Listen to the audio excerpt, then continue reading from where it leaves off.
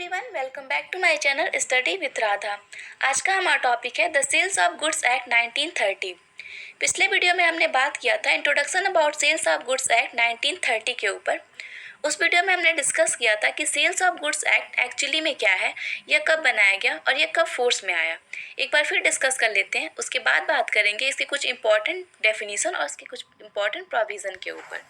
So the sales of goods act 1930 basically contract और agreement related to the sale of goods are governed under the Sales of Goods Act 1930. This act came into effect on 1st July 1930 in the whole of India except Jammu and Kashmir. So let's learn some important definition and provision.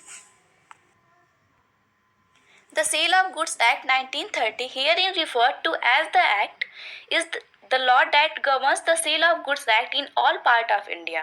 It doesn't apply the state of Jammu and Kashmir. The act defines various terms which are contained in the act itself. इसमें बहुत सारे terms को define किया गया है। सबसे पहले buyer और सेलर की डेफिनेशन को डिफाइन किया गया है। तो बायर कौन होता है, आइए इसके डेफिनेशन को देखते हैं। As per the section 2 sub section 1 of the act, a buyer is someone who buys or has agrees to buy a goods. Since the sale constitution contract between two parties, a buyer is one of the parties to the contract. तो हम ये बात जानते हैं कि जो goods को purchase करता है उसको बायर बोलते हैं और जो गुड्स को सेल करता है उसको सेलर बोलते हैं। लेकिन लॉ ने इसकी डेफिनेशन थोड़ी वाइडर सेंस में दी है। तो कैसे दी है? वन हु बाइज और एग्रीज टू बाय, दो व्यक्ति इसके अंदर आएंगे। या तो वो व्यक्ति जो गुड्स खरीद रहा है यानी कि गुड्स परचेज कर रहा है, या खरीदने के लिए एग्री करता है यानी कि agrees to buy. Agrees to buy का मतलब है इन फ्यूचर डेट की वो उस गुड्स को खरीद लेगा।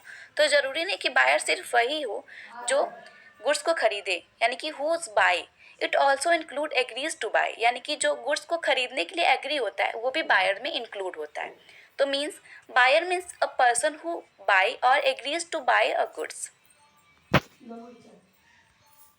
अब सेलर को कैसे डिफाइन किया गया, आइए देखते हैं। The Act defines seller in Section 2, subsection 13. A seller is someone who sell or has agrees to sell a goods. For a sale contract to come into existence, both the buyer and seller must be defined by the Act. The two terms represent the two parties of sale contract.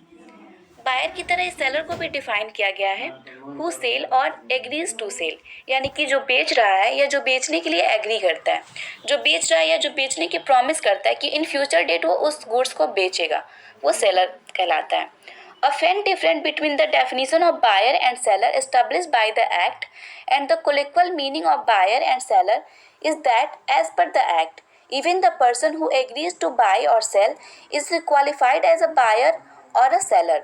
Okay, means the actual transfer of goods doesn't have to take place for the identification of two parties of a sale contract.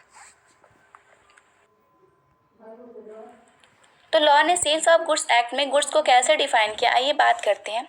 Goods means every kinds of movable property other than actionable claim and money, and include stock and share, growing crops and other things attached to be forming part of land, which are agreed to be served before sale or under the contract of sale.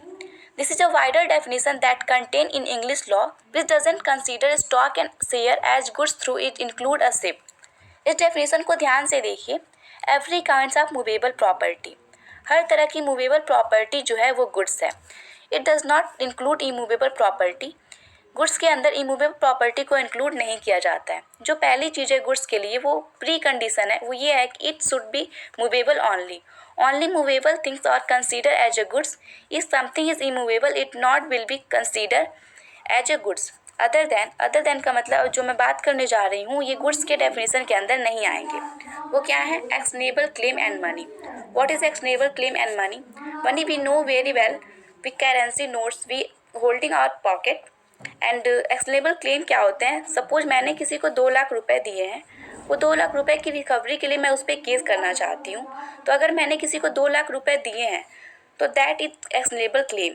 तो यह जो especially goods के definition में नहीं आएंगे, ये especially goods के definition से एक्सक्लूड किए गए हैं। यानी कि इस डेफिनेशन में every kinds of movable property आएंगे, बट एक्शनेबल क्लेम